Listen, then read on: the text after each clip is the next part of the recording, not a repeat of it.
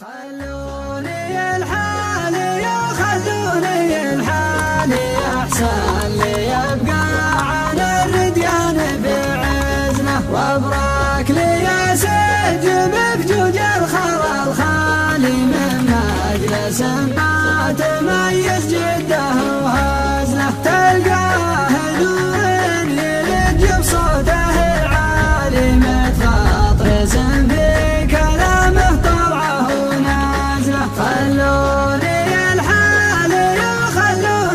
الحالي أحسن لي يبقى على الرديان في عزله وأبرك لي أسجم بجوج الخرى الخالي من مجلس ما تميز جده وهزله والياحك الجاهل من أصحاب الأموال هذا يجاريه والثاني يعزز له والمجلس اللي يقل قيمة الغالي والله لا صدع الرعيه واعتز له وانا مع أهل الوفا قدري ومنزالي في مجلس شمخ الرايات تركز له خلوني